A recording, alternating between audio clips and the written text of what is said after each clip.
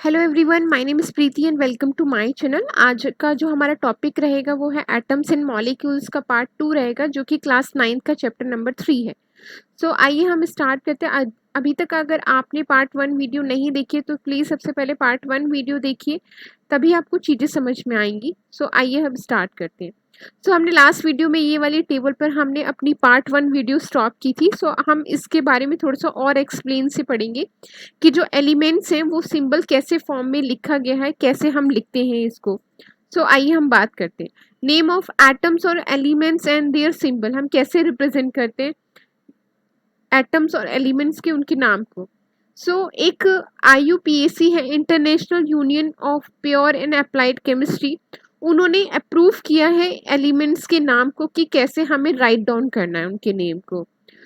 IUPAC का आपका ये फुल फॉर्म पूछी जाती है, इट्स वेरी इंपॉर्टेंट, आपको याद होनी चाहिए।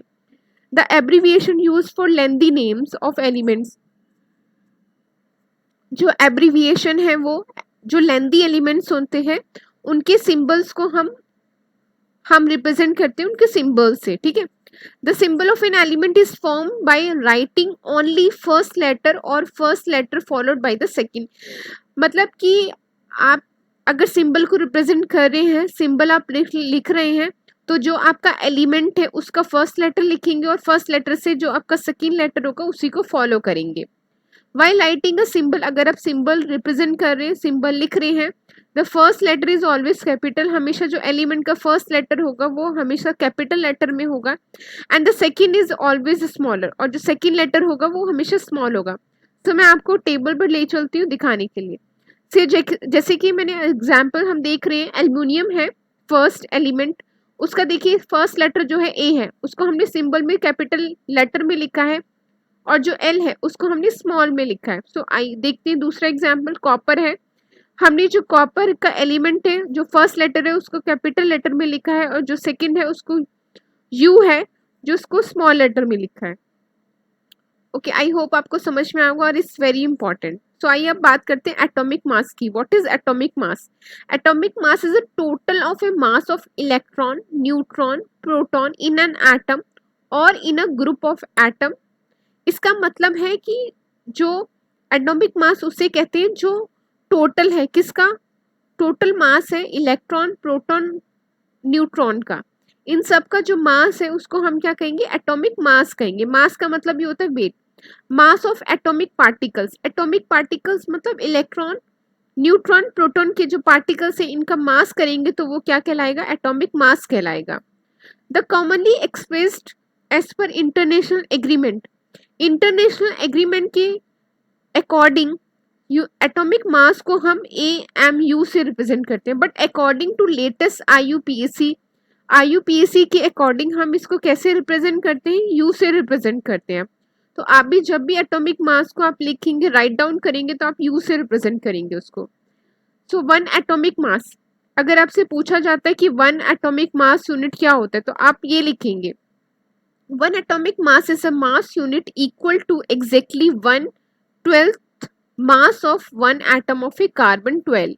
इसका मतलब ये है कि एक एटॉमिक मास का जो यूनिट है, एक एटॉमिक मास का जो यूनिट है वो किसके बराबर है? 1/12 मास के अकॉर्डिंग, ठीक है। इसको मैं एक एग्जाम्पल के थ्रू आपको बताना चाहूंगी। जैसे कि हमारे पास एक वाटरमेलन है, ये बड़ा सा वाटरमेलन है, और अगर आप इसको 12 पार्ट्स में डिवाइड करेंगे, 12 पीसेस में, ठीक है, किसमें 12 पीसेस में आपको डिवाइड करेंगे, तो वही अगर आपने इसको 12 पीसेस को आपने डिवाइड करा, ब्रेक करा, और फिर आप फिर से इसको 12 पीसेस को रिजॉइन करेंगे, तो आपका क्या बनेगा? एक वाटरमेलन ही बनेगा ना। सेम यही लाइन का मतलब है कि 1 यूनिट मास जो है, एक यूनिट मास जो है वो किसके इक्वल है? 1/12 मास ऑफ वन एटम के, वन एटम के इक्वल है, जो कि एग्जाम्पल ये कार्बन का। Okay, how do atom exist? अब एटम कैसे एग्जिस्ट करता है? Atom of most element are not able to exist independently. मतलब जो एटम है, बहुत सारे एलिमेंट्स हैं वो इंडिपेंडेंटली एग्जिस्ट नहीं करते, या फिर वो ग्रुप में होंगे, या फिर डायटम्स की फॉर्म में होंगे, ट्राइटम्स की फॉर्म में होंगे, ऐसे होंगे। Atoms are form molecules and ions, मतलब जो एटम्स होंगे वो फॉर्म करेंगे, मॉलिक्यूल्स फॉर्म करेंगे या आयंस फॉर्म करेंगे। दीज मॉलिक्यूल्स और ion aggregate in large number to form a matter that we can see, feel and touch. और यही जो मॉलिक्यूल्स और आयंस है ये एग्रीगेट होते हैं, एग्रीगेट मतलब ज्वाइन होते हैं, एक लार्ज नंबर फॉर्म करते हैं मैटर का, जो मैटर फॉर्म करते हैं, और उसी मैटर को हम उसको देख पाते हैं, फील कर पाते हैं और टच कर पाते हैं। ओके, सो जैसे कि आप इमेज में देख रहे होंगे ये एटॉमिक मास है, एलिमेंट्स के एटॉमिक मास है, ये बहुत इंपॉर्टेंट है, ये भी याद होनी चाहिए आपको। जैसे हाइड्रोजन का एटॉमिक मास जो होता है 1 होता है, कार्बन का 12 होता है, नाइट्रोजन का 14, ऑक्सीजन का 16, और बाकी आप देख सकते हैं। और अगर हम एटॉमिक नंबर की बात करें, जो एटॉमिक नंबर है वो इसी का हाफ होता है, मतलब जैसे कार्बन का एटॉमिक मास 12 है तो इसका एटॉमिक नंबर जो होगा वो इसका हाफ होगा, एटॉमिक नंबर जो होगा वो इसका क्या होगा, हाफ होगा। मतलब अगर 12 का हाफ करेंगे तो कितना होगा, 6 होगा इसका एटॉमिक नंबर, और एटॉमिक मास जो है वो 12 होगा, और इसका हाफ जो करेंगे वो क्या होगा, एटॉमिक नंबर होगा। ओके, सो अब हम बात करते हैं मॉलिक्यूल्स की।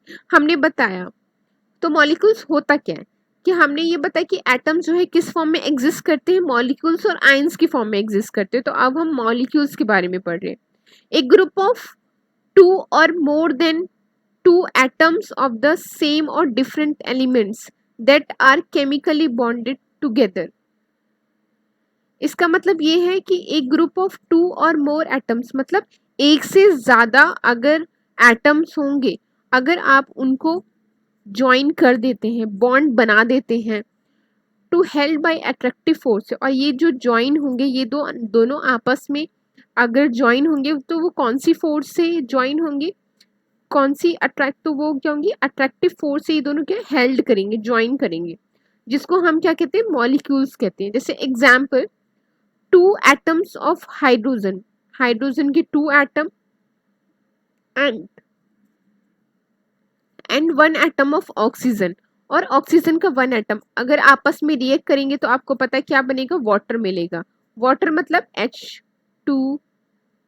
H2 और O, ठीक है। 1 molecule of what, 1 molecule of oxygen and 2 molecules of 2 atoms of hydrogen and 1 molecule of oxygen, ये आपस में कंबाइन हुआ तो क्या बनाया, हमारा वाटर बनाया। सो आप ऐसे इसको समझ सकते हैं कि ये है मॉलिक्यूल्स के बारे में। सो मॉलिक्यूल्स मैंने बताया कि किन फॉर्म में एग्जिस्ट करता है, एक तो मोनो एटॉमिक फॉर्म में, डायटोमिक फॉर्म में, ट्राइएटॉमिक फॉर्म में। मोनो मतलब एक इसमें मॉलिक्यूल प्रेजेंट होगा, और डायटम की बात करें तो 2, जैसे कि हमने बताया कि O2, ऑक्सीजन जो होता है हमेशा O2 की फॉर्म में एग्जिस्ट होता है, हाइड्रोजन हमेशा H2 की फॉर्म में एग्जिस्ट होता है। सेम ऐसे ट्राइएटॉमिक जो है फॉस्फोरस, ये P3 की फॉर्म में एग्जिस्ट होता है। सो आप ऐसे इसको याद कर सकते हैं। अब बात करते हैं मॉलिक्यूल्स ऑफ ए कंपाउंड्स की। Atoms of different elements join together in a definite proportion. अगर एटम्स, बहुत सारे डिफरेंट एलिमेंट्स हैं एटम्स के, अगर वो आपस में ज्वाइन करेंगे तो वो क्या फॉर्म करेंगे, कंपाउंड फॉर्म करेंगे। जैसे कि ये टेबल में आप देख सकते हैं molecules of a some compounds, जैसे कंपाउंड्स हैं water, ammonia, carbon dioxide. Water हमें पता है किस फॉर्म में एग्जिस्ट होता है, अभी हमने बताया तो आप सबको पता चल गया होगा, H2A की फॉर्म में, अमोनिया NH3 की फॉर्म में, कंपाउंड की फॉर्म में एग्जिस्ट करता है, और CO2, और जो कार्बन डाइऑक्साइड है वो COT फॉर्म में। तो ये कंपाउंड हो गया। तो इसमें लिखा भी है कि कंबाइनिंग एलिमेंट्स कौन से, hydrogen oxygen, nitrogen hydrogen, ammonia में NH3, और कार्बन डाइऑक्साइड में कार्बन और ऑक्सीजन। और जो रेशियो बाय मास लिखा है, जो हमने एटॉमिक मास बोला था, उसी के रेशियो की फॉर्म में इसको बताया गया है। ओके, अब हम बात करते हैं व्हाट इज आयन। आयन क्या है, कंपाउंड कंपोज्ड ऑफ मेटल्स और non metals contain charge species. मतलब जो कंपाउंड है मेटल्स के और नॉन मेटल्स के, वो क्या कंटेन करते हैं, चार्ज कंटेन करते हैं, और the charge species are known as ions, और उन्हीं चार्ज स्पीसीज को हम क्या कहते हैं, आयंस कहते हैं। An ion is charge particle can be negatively और पॉजिटिवली। जो आयन है उनके जो चार्ज पार्टिकल है वो नेगेटिव भी हो सकते हैं और पॉजिटिव भी हो सकते हैं। ए नेगेटिवली चार्ज, और जो नेगेटिवली चार्ज होते हैं उसको हम एनाइन कहते हैं और पॉजिटिवली चार्ज को हम क्या कहते हैं, कैटाइन कहते हैं। हम एक एग्जाम्पल के अकॉर्डिंग से हम समझ सकते हैं, जैसे कि हम एग्जाम्पल ले रहे हैं NaCl का। NaCl को हम क्या बोलते हैं, सोडियम क्लोराइड बोलते हैं। सो उसमें जो Na है पॉजिटिवली चार्ज सोडियम आयन, वो उसको किससे रिप्रेजेंट किया, Na प्लस से, और नेगेटिवली चार्ज क्लोराइड किसको रिप्रेजेंट किया, Cl नेगेटिव से। तो इसको आप ऐसे देख सकते हैं, आयन में consist of a single charge atom और एक ग्रुप ऑफ एटम। जो आयन है या फिर वो सिंगल चार्ज एटम में रिप्रेजेंट होगी या फिर ग्रुप ऑफ एटम में रिप्रेजेंट होगी, and that have net charge on them, और उसका जो होगा नेट चार्ज होगा। और a group of atoms carrying a charge, और जो एटम है वो जो टोटल ग्रुप जो है जितना भी चार्ज कैरी कर रही है उसी को हम क्या कहेंगे, पॉली एटॉमिक। पॉली का मतलब भी होता है मैनी, मतलब सारा, पूरा जो चार्ज कैरी करी है उसी को हम क्या कहते हैं, पॉली एटॉमिक आयन कहते हैं। जैसे कि सम आयनिक कंपाउंड्स को आप देख सकते हैं, कैल्शियम ऑक्साइड है, तो कैल्शियम जो है वो हमेशा क्या होता है, कैल्शियम पॉजिटिव में और ऑक्सीजन क्या होता है, नेगेटिव में। मैग्नीशियम और सल्फर, मैग्नीशियम भी क्या होता है, पॉजिटिव फॉर्म में क्या होता है, ये इसका देखिए मैग्नीशियम का जो हमारा सिंबल होता है M, और उसका हमने दूसरा जो लिया है वो G लिया स्मॉल लेटर में, हमेशा पॉजिटिव में होता है, और सल्फर जो है नेगेटिव में। सेम ऐसे ही सोडियम और क्लोराइड। और जो ये रेशियो ऑफ बाई मास है, ये एटॉमिक मास है, उसी को हमने लिखा है। Okay, so thank you so much for watching this video.